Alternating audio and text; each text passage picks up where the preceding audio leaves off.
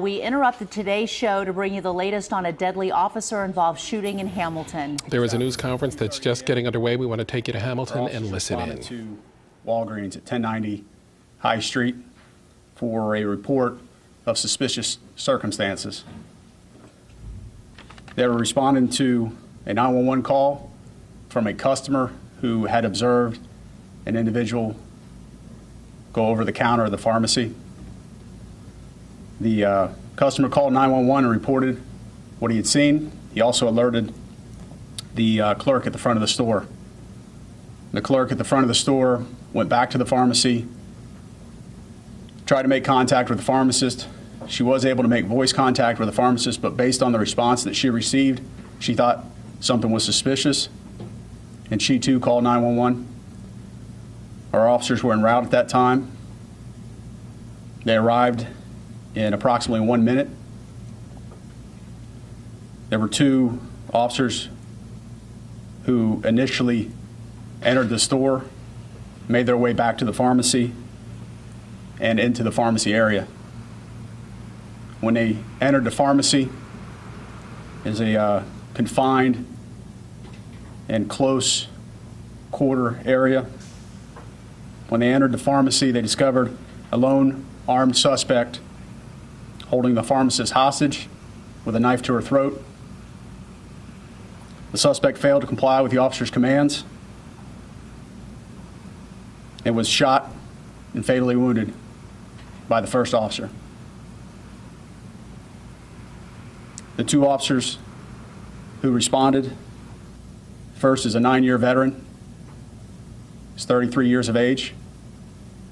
The second officer, she's a 1-year veteran, 23 years of age.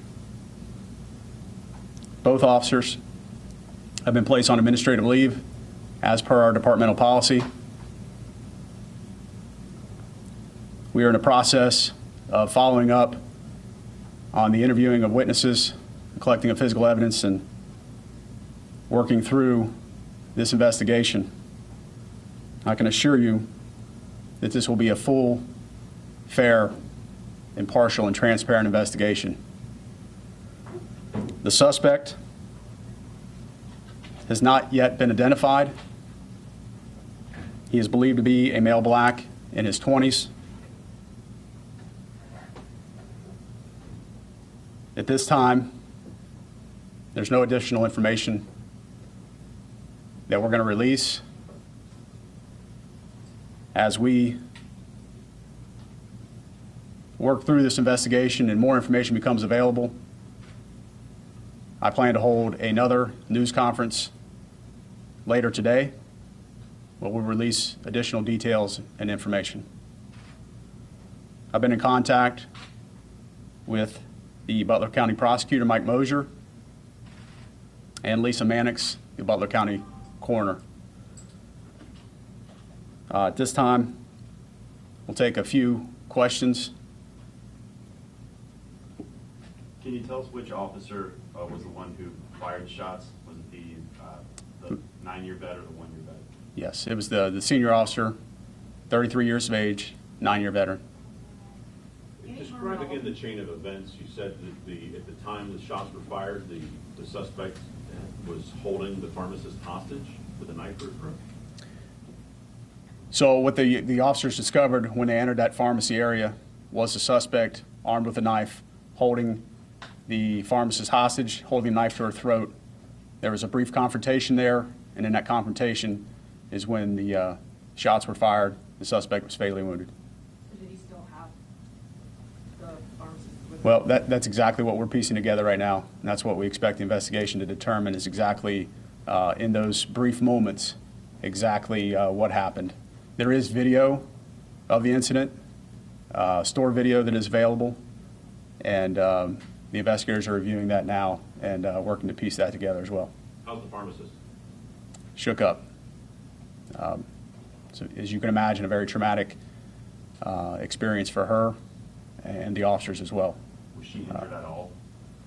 No. Physically? No, physically she was not injured, and neither of the officers suffered any physical injuries. This location, this Walgreens, correct? Is this a problem spot for you guys? Have you had any issues there before with armed robberies? No, it's your typical Walgreens. Nothing out of the ordinary there, other than what happened this morning, 2:30. So, As you work through some of your evidence, you said there's video and other things. Can you tell us at this point what will be released publicly? this morning, before you leave, what we'll make available is the 911 calls, and the radio traffic. We are working to get that reduced to media that you can take with you here this morning. There'll be a report that'll be available here later this morning that is being produced now. And aside from that, I don't expect any other information to be released until the follow-up news conference, which, again, could be later this afternoon or evening or early tomorrow morning, just based on how the investigation progresses. You said the suspect didn't comply with the officers' demands to obviously let her go. Did he communicate to them anything, any sort of motive or anything that he wanted at that time? I don't want to go into those details. I can tell you it was a very brief confrontation. We're talking about a matter of moments, but again, that's what the investigation is going to determine, is exactly what took place in those very brief moments. Can you tell us where the suspect was shot? Where? Yeah. Like No, not at this time. I don't have that information, and we're waiting for the coroner's office to assist in that, and we'll wait until we hear from them. Is the autopsy being performed today? I've talked to the coroner, and Ms. Mannix is